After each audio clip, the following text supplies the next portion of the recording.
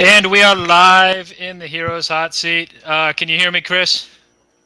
Yep, all good. All right, sounds good. Well, welcome to the Heroes Hot Seat, episode 7, featuring none other than the Crispy Creams, head coached by none other than Chris Boydock. Welcome to the show, Chris. Happy to have you. Thank you, Brendan. Glad I can make an appearance on the hot seat. Yeah, I'll tell you what, man. This is definitely the best show you're going to be on in the league. I don't know what show you were on 2 days ago, but it's nice to have you on the best show in the league, where winners belong, I would say. So, welcome to the show. Thank you. It's an honor. It really is. Oh, I'm happy to hear it, Chris. Well, before we get started here, I do want to clear up a little bit of the situation that happened with tanking. Now, it might have looked kind of strange what was happening with like Kevin leaving in Henry Ruggs, me leaving in Cam Akers, things like that. So I just want to set the record straight that going into this week, I had one of the most convoluted, greatest tanking plans of all time. And Scott can attest to this because I told him about it while it was happening. So basically, my plan is I couldn't beat Kevin in a straight tank, right? Like basically, if he wanted to play like his worst lineup, he could drop his whole bench pretty much and like go pick up some scrubs, and like win. So I had to try and get some sort of advantage play during this tank week. And so what I did is I left in my best lineup possible for the whole week up until about 11:30 on Sunday. And actually, it's at one point Kevin texted me and said, "Hey man, are you gonna tank? Like, what's the deal here?" And so I texted Kevin. My strategy the whole time was total deception. I have to go for deception, try and get every edge I can here. And so I texted him. I was like, "I'm not sure yet. I'm trying to decide if I want to go for the spread, get that $15 bonus or whatever it was at the time away from Ryan." And put it in my pocket because, if your lineup's bad, I think I got a shot at it. And I actually probably would have if he had actually gone with his worst lineup because I had a lot of guys have good weeks. But anyway, so I told him, like, it's going to depend mostly on what your lineup is. And so he left his lineup kind of in the middle ground somewhere in like the 50 to 60 point range at this point in time of the day. And then around 11:45, I texted into the Discord. I'm like, all right, hey, guys, I've decided I'm going for the spread. I can't beat this shitty team in a tank, so let's go for Trask or Lance or whoever is going to be the number 3 quarterback on the board. Welcome to the team, basically. And at this point, I have to imagine that Kevin's really freaking confused because he doesn't know what I'm doing. It seems like I'm not doing anything, but here was my plan going into it. So I couldn't beat him in a straight tank, but what I was going to do is I was going to basically like slowly whittle my lineup down throughout the day to be worse and worse and worse. And I knew that if I did this correctly, the only two positions that I would have to take fines on were defense and kicker. That's where all the points come from in the tank bowl, basically, as you saw from Shin Wu's matchup, right? So I was willing to take the fine at defense and kicker, and I was going to try and cobble together some guys that I think could put up but less than 5 points basically in their spot. So I was able to pick up Chad Henne. I was able to start a couple Chargers that barely catch any balls. I was really my biggest weak spot was actually I thought Adam Troutman because he usually catches like 1 or 2 balls a game. So I just had to hope that one of them didn't find the end zone basically. And I got lucky there. And this plan worked to perfection because I switched my lineup to get the like 12 o'clock guys in there at the last minute. So like pull all the guys out that were playing at noon that were good and put all the bad guys in that were playing at noon in. And Kevin couldn't scramble fast enough and had to stick with Ruggs in his lineup. So perfect. I got at least one guy in there that could have a breakout week. And it worked, right? Ruggs scored a touchdown, deep touchdown. I also had the Raiders. Yeah, I also had the Raiders in a survivor pool, and so I was jumping for joy at that touchdown, man. That was. I was on the opposite end of that. I had Vikings. Going against Raiders. Oh no. Yeah. Yeah, no good there. But anyway, yeah. So Both survived, yeah. yeah, so I had him on the ropes basically, and all I had to do was continue to execute. So before this week started, I picked up the Jets defense and the Denver Broncos defense because they were playing like KC, and obviously the Jets suck. So I didn't want Kevin to play either of them, and so I picked them both up. And then at like 11:55 or 11:58, I dropped the Jets and picked up Darwin Thompson. This is important because Darwin Thompson was supposed to replace Cam Akers. That was the goal of Darwin Thompson. And I had the Denver kicker and the Denver defense in there, so I could pull them out on Sunday night at 7:20 if I wanted to, because I could basically see how Kevin's lineup did, and then I could pull them. And so 2:45, 3 rolls around, and I'm like buying Christmas presents for like my girlfriend's like brother and sister and all this stuff online, and I'm having trouble like putting in her brother's address because he lives in New York. He's going to Juilliard for college, freaking legend. So like he's really good at acting. And so I'm trying to like mail him this package basically. And they're not liking his address. So I call my girlfriend's sister, who's like mailed him something before, trying to like figure out how to work this out. And at like 3:04 and 30 seconds, I realized what time it was. And Cam Akers was not a 3:25 game; he was a 3:05 game. And so I quickly say, "Hold on, I got to do something real quick." And I get into the app, and I refresh just to make sure that I'm not like doing anything. And Cam Akers literally locked as I was getting ready to take him out of my lineup. So I was literally like 1 minute away from winning the Tank Bowl, and it was really upsetting too because like it was like I was getting ready to put Darwin Thompson in. If Cam Akers is a 3:25 game, I win basically. And what it comes down to, yeah. So I had every plan set out. I was slowly taking guys out of my roster, and unfortunately, I just got distracted for a little bit too long trying to figure out this Christmas package situation. And Cam Akers, I couldn't pull him out of my lineup in time, and I got a little too cute, and that's why I don't have the number 1 pick right now. Plain and simple. I would have won the Tank Bowl had I executed. So that's why Cam Akers was in my lineup. That's why Ryan and everybody on Monday Night Commish was really confused as to why I did that. There's the explanation. There's the reason. You got to know that's not BS, because how the heck could I have come up with that? And Scott can verify all of this too. I was very mad when when Akers locked, because I just knew after the last week that Akers was kind of breaking out, and he continued to break out, and now he's got like 100 yards or something tonight. I don't know exactly what it is, but yeah, he's doing good. Yeah. Anyway, so just had to get that out the way here up front, explain what happened to the Tank Bowl, and just let Kevin know that you are very, very lucky, sir, that you have the number 1 pick, because I had you played like a fiddle basically the entire day. And then I just messed up, and that's how it goes, I guess. So, again, let's go Kyle Trask or Trey Lance. So, anyway, Chris, enough about me. Let's go ahead and jump in here. So, obviously, you are the Krispy Kremes. I would argue maybe one of the best logos in the league. But before we get into that, Chris, I want to welcome you to the hot seat. It's going to get a little toasty, of course. Hopefully you brought some marshmallows. You can roast them over your head right now. It's going to be warm. But I just after my little rant here, I want to give you some time to say whatever you want to the league. You got a minute. Just if you got to put somebody on blast, let them know. If you want to say a message to the commish, let them know he sucks. This is your chance. I don't know what you want to do. Floor is yours. Thank you. Yeah, well, I'm glad I'm here, and I can be able to be on the hot seat for the playoff week.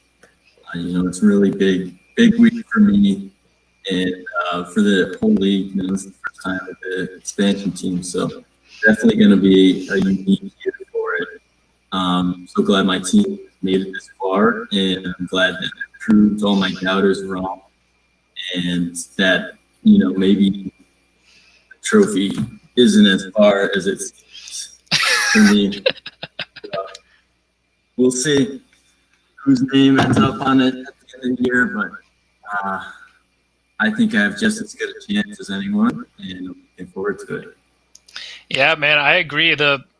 It's really hard to like pick a winner right now because you've kind of been putting up like 160 a week here the past couple of weeks, so your team's looking good. I mean, Scott's team is red hot. He hasn't lost in 4 weeks.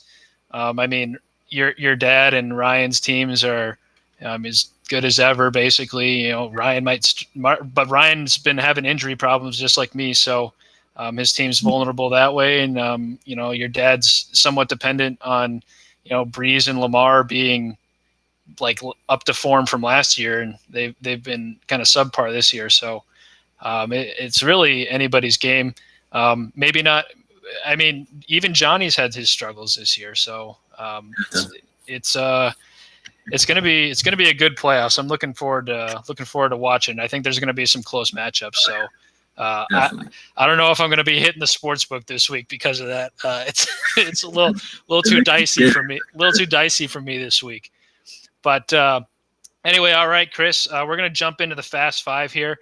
We got 5 questions for you. Hopefully you're prepared and ready to answer them. So, like I start with everybody, asking about the team name here, and I'm not going to lie, you probably have the best team name in the league. Where did the idea come from, and how did you get the logo design? Like, did you make that yourself? Did you contract somebody to do it for you? How'd this come about? Yeah, so I was really struggling to come up with a team name when it was getting to be that crunch time. I wasn't really sure where I wanted to go with it or what I wanted to be about. I think I have an old picture on my phone. It was pretty much me holding a Krispy Kreme box, and someone put Krispy Kreme on it and put it on their Snapchat story or something and sent it to me. And I found that picture and I was like, yes, this is it. It was perfect. I was very happy to have a team name to set on and everything.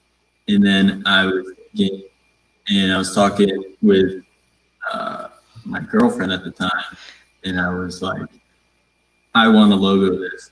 She was a great graphic designer and everything, so she was able to whip something up, and it worked out perfectly. Even got some of the rookie draft material with the little hats and everything. So right, it really worked out as good as it can. But, I'm happy with it. Ryan likes to make it like a lifetime commitment. So if it has to be that way, then I'm happy it's this. Right. Yeah. I think you're one of the few teams in the league that could honestly say like you're good with your team forever, team name forever. Like it's pretty much golden. It's perfect. So congratulations on that for sure. But yeah, enough of the softball stuff. We're going to get into some hardball questions here, Chris. Even though you're the 4th place team in the league, you also have the lowest points for out of all the playoff teams by about 70 points.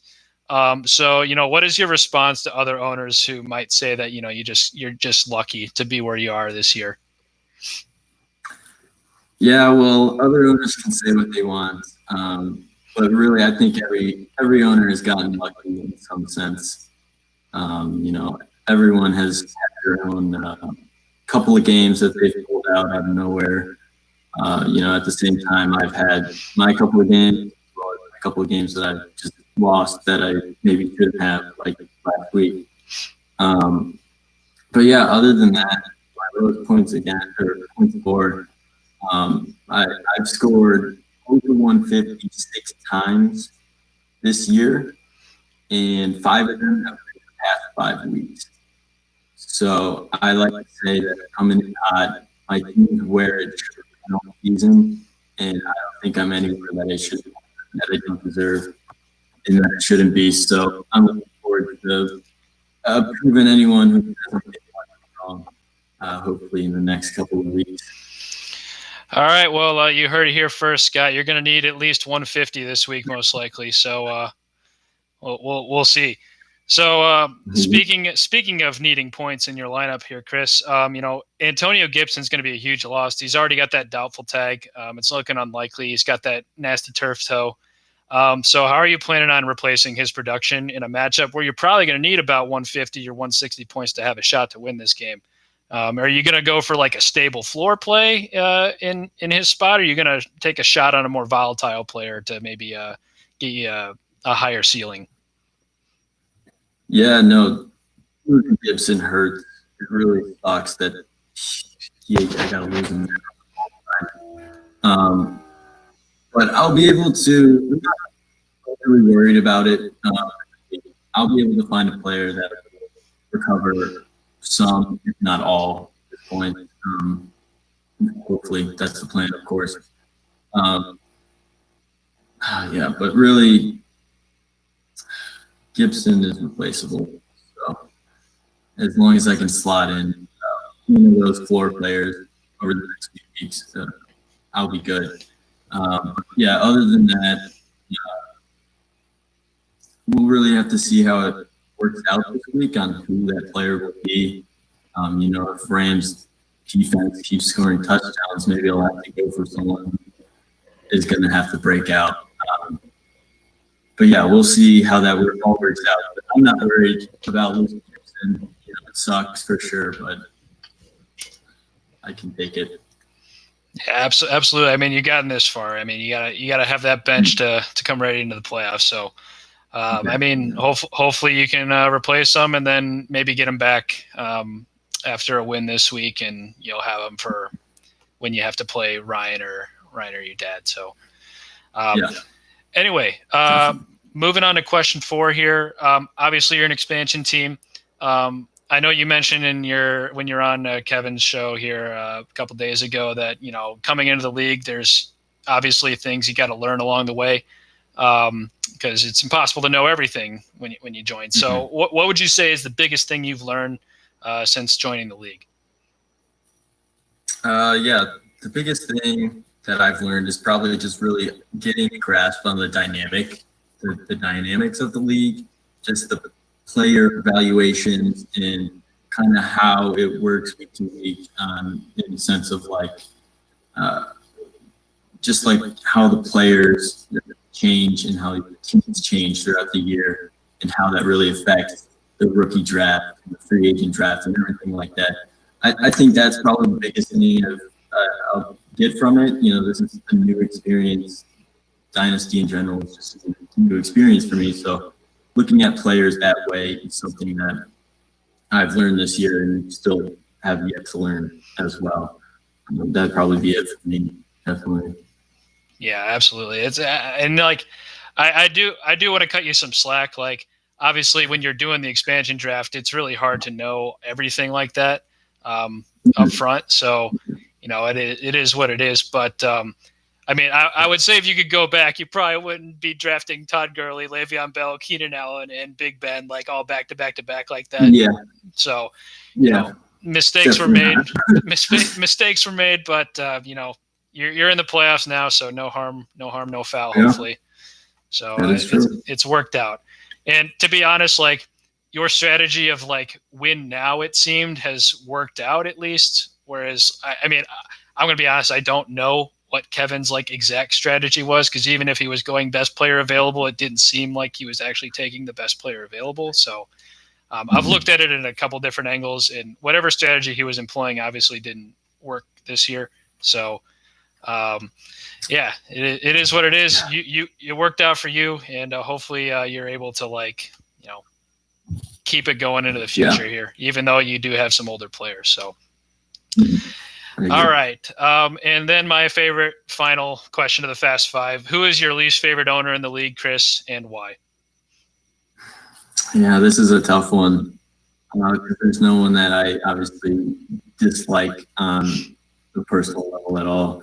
So for fantasy related, I think I would have to look long-term and short-term. Long-term dislike B. Scott. He's always been a doubter of the Criminals. Of course, I got to play him back to back now. I got to play the first week of playoffs. So I'm really hoping I can prove him wrong.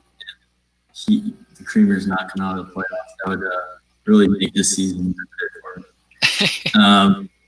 Other than that, short term, it would actually have to be Patrick Dingus.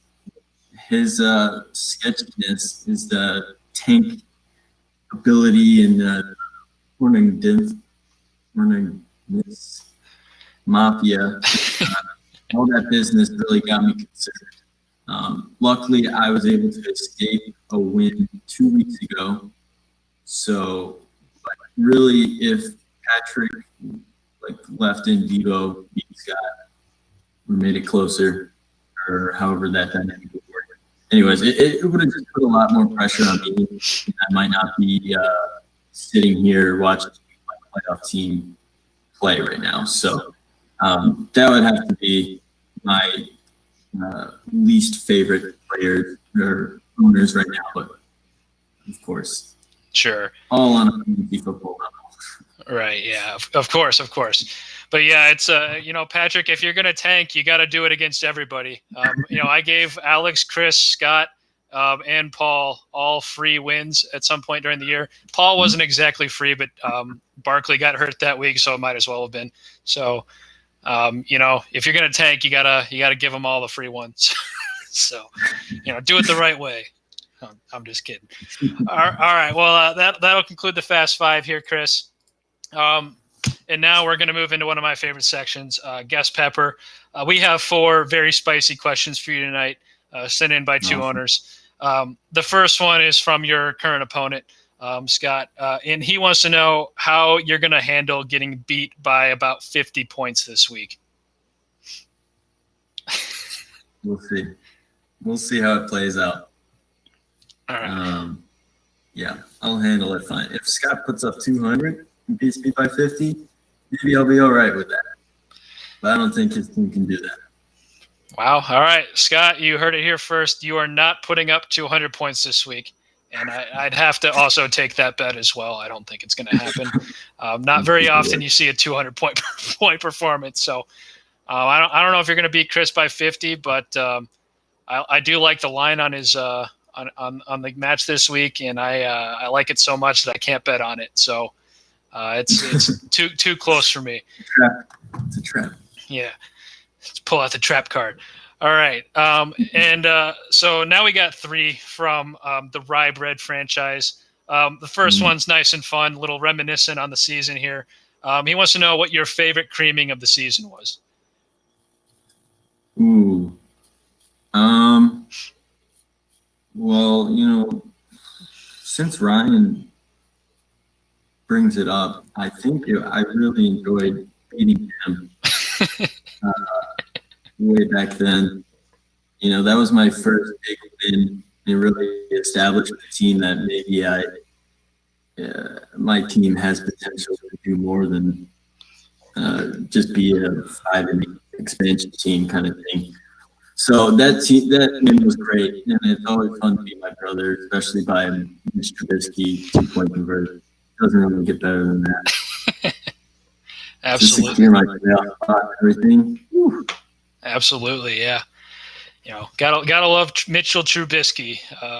Down by like 14, going for 2. So garbage time. Absolutely. All right. Another question from Ryan. He wants to know, do you have any advice on how to GM a fantasy team? Okay, this is a really horribly phrased question from Ryan. Basically, do you have any advice as a GM to those teams that did not make the playoffs this year? What can they do to be where you are? That's a good one.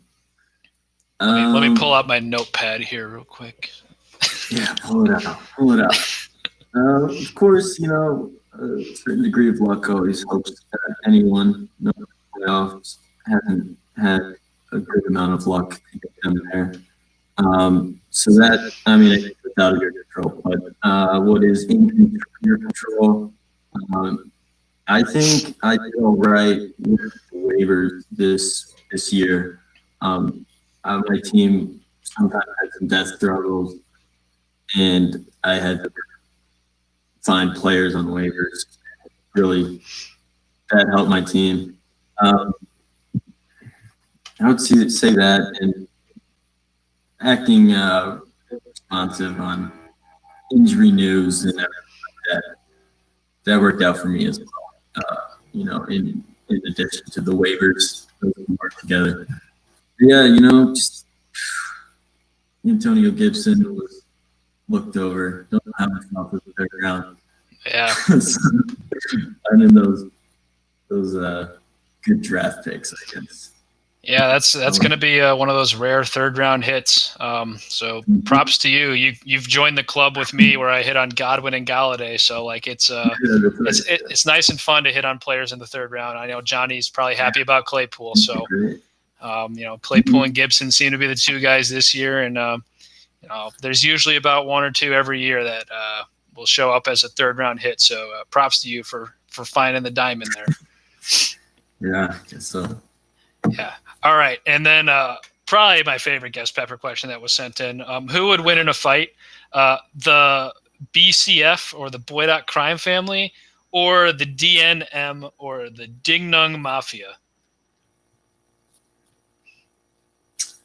That's a good one. That is a great one. I mean, it's got to be the Kreme family. I just feel like Mrs. Boydock, just using that power that she has, and just intimidating everyone. We really just it's my audio. Am I good now? Yeah, you're good. Yeah, it's got to be Boydock family. I don't see any way that we would do that, except for Mr. Hornick's a cop. That would help. But really, Mrs. Boydock strings behind everything, going unnoticed this whole time. I can't see us losing. Yeah, no, that's a good point. I mean, if we look at what just happened last week, I mean, all three Boydocks snuck in, and the Hornig and the Ding Nung Mafia had two people miss the playoffs. So like, I think the answer is pretty clear at this point. The answer is pretty clear at this point. So, Boydock Kreme family takes the fight as of now. So, anyway, that'll conclude the guest pepper section, Chris. And now I'm really looking forward to this section tonight. We've got the heat check.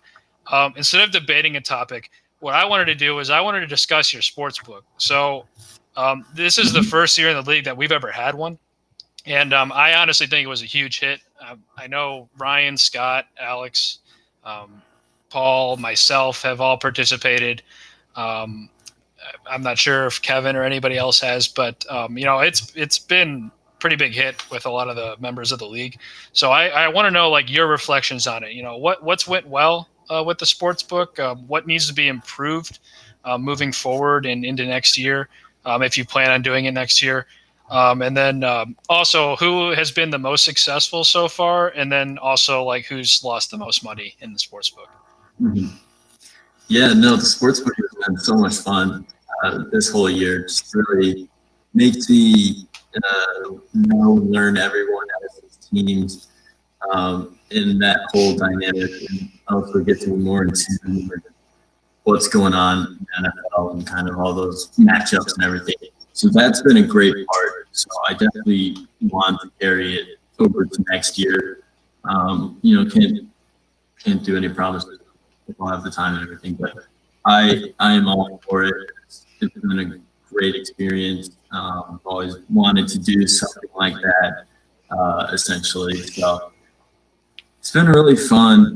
What's going well for me was the first few weeks of the season.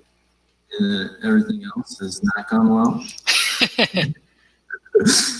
Yeah, so the book won't be profitable this year, but that was the risk I was willing to take on, and I knew that was some potential. But just getting this experience this year, it'll be back next year. After understanding, everyone, how it all changes throughout the year, how the lines may differ beginning of the year versus the end of the year, how the players develop and everything. I think that would be great. What else has gone well for it? I guess really not a lot, but yeah. So book is going to be losing some money. We started out up 70 after week 3 of the book, and now we're. I think we just edged over down 200. Oh God.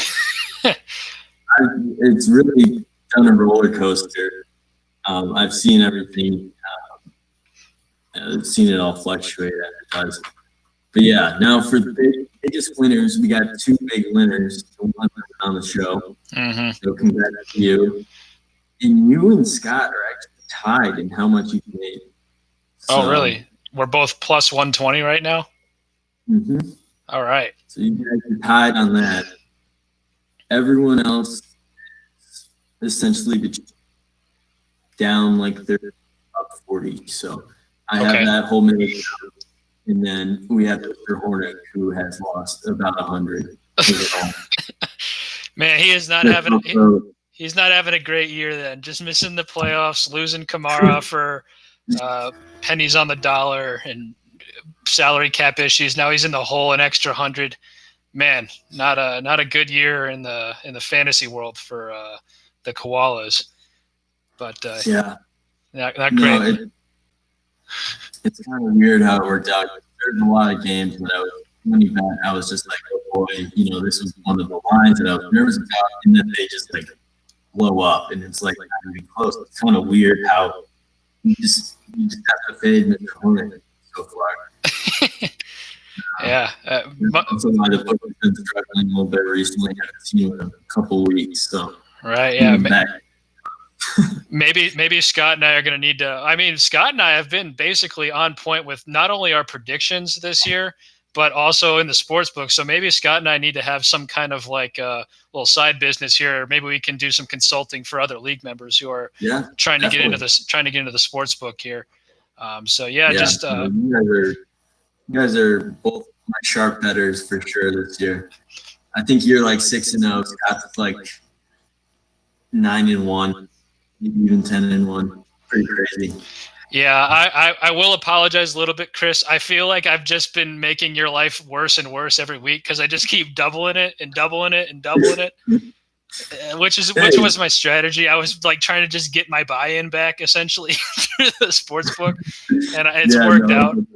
But I'm gonna keep betting. I just didn't really like any of the lines this week, so I think I'm gonna abstain for 1 week, and then I'll give you a break. I won't double up to 240 on you. Maybe I'll need to talk to Scott here, and maybe we'll get some consulting fees for league members who want some good advice here. So yeah, definitely. No, last week, it really adds an interesting dynamic. You bet my over, so I have to sit there and watch my players do good, but don't do that good. But yeah, that one never ended up being it wasn't even close. Right. Yeah. 4 for 9 and Scott's team kind of blew up, so it was fun to watch, but not profitable. Yeah, I remember talking to Scott about it, and he was like, "Yeah, I like that. I like the over, and I also kind of like Chris to cover as well." He was kind of scared about it, so I'm glad I didn't do that one. But I took the over. It worked out. So, and it was looking like you were going to cover easily for a while there. So it was that was a great matchup. It's unfortunate that Gibson went down. I do have a question on the sportsbook though. So obviously right now the lines have just kind of been plus or minus 110 on everything basically. So even lines for everything. Are you thinking about handicapping certain things next year? So for example, Scott to cover would be plus 250, for example, in a matchup or something like that. Versus you covering would be minus 250 or something like that, or giving unequal odds. I'm definitely open to do those varying odds, and however that will all work out.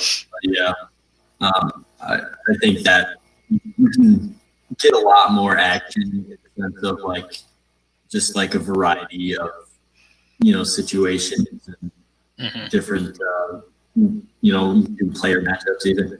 So I definitely want to incorporate that as long as I can do it in a way that like statistically, makes sense and Right. everything. You're not just like guessing it. That's the worst part. This is not a professional sports book. This is, Right. this is running it. So there's always flaws available, and I don't want to put myself at too much over that. Right. Yeah, might even have to start taking some juice out of it next year. Trying to recover or just manage those losses as well as I can. But right. Yeah, we're all moving forward to Sure. next year and everything else. Yeah, absolutely. Another question on that too. So like, what is your, not, you don't have to reveal like all your secrets or whatever, but like, what's your process like? Like, how do you come to, I think last week it was like over under 286 points, I think, for yours and Scott's matchup. Like, how do you get to that number? Like, what are you looking at? Yeah, I kind of look at the team, look at the potential breakout, the potential bust, and kind of where they would fall in that and how likely it would be, about what kind of point range each team would fall into. And then I add it up and kind of tinker from there, wherever I feel would make sense in terms of like how the better would execute it and everything. So kind of just taking that into advantage or into analysis as much as I can, and I gotta look at the NFL's projections and stuff. So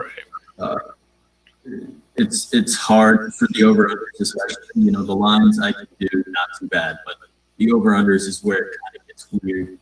I think at the beginning of the year, almost every under was hitting every week, and then the league went into a dry spell with all the bye weeks and some low scoring matchups, and then all the unders kept hitting. It's just really hard to navigate all that and kind of change it up as much as I can. But it's interesting for sure. Absolutely. Well, props to you for figuring that out. I've had a lot of fun doing it. It's I'm always a little nervous trying to figure out is there something that I want to bet on, especially these past couple of weeks where I've just been trying to double every week. But this week I was just a little too scared to do anything. So I think you've really hit some good lines for this week, at least with all your bets. So good job on that. And we'll conclude here with some playoff predictions. Now, I know you kind of gave your predictions on Tuesday, and I know you're biased towards yourself, of course. But I want you to try and be as objective as possible. Looking at each matchup, who's winning, and then who's winning the championship. Yeah. Well, being as objective as possible, Scott and Johnny are winning this week. They're the favorites in both matchups. And then we got Red versus Scott. Ryan's winning that. And then Mr. Beast and Johnny. That's a game I need to look into because both teams have so much bust potential and so much good potential. So I'd probably hand it on that one. And then Ryan take it in the end, I think, in the championship. But really, I think Ryan, if he had to play this week, if he didn't have a bye, I think he'd be out right away. Same, you could argue that for the Beast as well. Both those teams really needed the bye week, so it adds a whole new dynamic to it for sure. But yeah, I got Ryan steamrolling everyone. All right. Yeah, I guess that kind of hinges on whether McCaffrey comes back too, because if he doesn't get McCaffrey, that hurts. Because I saw some today too, where he has some kind of hamstring injury or something. So he might not even be playing this week. So it's he should be lucky he's got that bye. Absolutely. Yeah. So props to him and your dad for earning it, because you avoid problems like this happening. So I like that prediction. It would complete the column. Rye Bread's won all those. So. Oh yeah, he's on that every third year trend right now. So exactly. Maybe he keeps it up. I don't know. So I think I agree with you for this week. I think Scott, like on a normal week, probably takes it, especially with Gibson probably being out. I think Johnny will beat your brother. I just think that his team is just too good, and his quarterback matchups are too good this week too. I mean, Russ is playing the Jets. I forget who Mahomes is playing, but it almost doesn't really even matter. It's Mahomes, so like it's going to be really tough to overcome that right there. And then I mean, if Metcalf has a Metcalf game, it's probably over. If as long as it's not Lockett's week, like it's probably over for your brother. So I like Johnny and Scott this week. And then the following week, it's really going to depend on McCaffrey. If McCaffrey is back, I'll give the nod to Ryan. And if McCaffrey is not back, I think I'm going to have to give the edge to Scott because Ryan's team has been kind of struggling here down the stretch without McCaffrey. I know he had that 1 week where he blew up, but I mean it seems like a one-off at this point. So I think if McCaffrey's back, I got Ryan. If he's not, I got Scott. And I think I like Johnny against your dad. Just due to the fact that I think Johnny has the best starting lineup in the league. And as long as his players are healthy, I don't see how anybody beats him right now. And then so that means Ryan and Johnny championship. It's a close one. I'm gonna say that Johnny wins. So no 3-time brew for the Beast. No three-time brew for the Rye Bread organization. It's going to be a 2-time brew for Madden's Ultimate Team this year. So we're going to have 3 2-time champions. Keep that power balance in the league going, I think. So that's my prediction. I'm interested to see though. I think anything can really happen, especially if 1 or 2 players get injured. It could shift everything. So it's going to be a good playoffs. Definitely, I agree. And I was talking with the Beats and the Kreme machine today. We were golfing. It's nice weather, and it seems like their consensus was this year compared to most, it's up in the air. Really, any team that's in the playoffs can win it. So it'll be really interesting how everything plays out. I think a Boydock Bowl Part 2 would be fun as long as I'm involved in it. Absolutely, yeah. And, I agree. The parity at the top of the league this year is pretty solid. And I don't know if that's just due to the fact that, like, there have been more injuries or if it's just, like, all these trades, basically the bottom half of the league is selling off. I didn't really sell off too much. I think I traded Jarvis Landry and that's it. I was trying to trade some other players, but, like Kevin and Shinwoo's teams have basically been picked clean at this point. So, I mean, that's probably helped with that power balance up top. So, I mean, those top 6 teams are they all have really solid pieces. And, I mean, if they get hot, and they could win a week. So, you really couldn't say that in years past. Usually, even with 4 playoff teams, it really wasn't like this, which is kind of surprising. There was usually like one person that just kind of snuck in and the 1 seed would destroy them. Which is, I think, what happened last year. And, it's just sometimes that's how it rolls. And this year we got a lot of parity, and I like it. So it's good stuff. Interesting. Yeah, absolutely. Well, Chris, thanks for coming on the show. This has been a lot of fun. Episode 7 of the Heroes Hot Seat should be good. I'm not going to announce the guest for next week because my guest is going to sort of depend a little bit on how these matchups roll out here this week. I want to try and make sure that I'm getting the best guests on possible. We got 3 guests lined up for the final 3 weeks. I want your dad on the show, I want Ryan on the show, and I want Johnny on the show. I think those are the 3 favorites to win the championship. If you were, ordering them in some capacity, I think those would be 1, 2, 3 in any particular order. So I want to work with those 3 onto the show. So depending on what happens this week, I'll invite one of them on. It'll probably be the person who I think is most at risk of going out.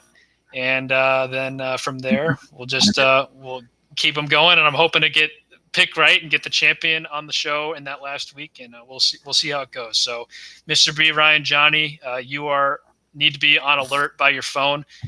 Just hoping you get that call to the Heroes Hot Seat.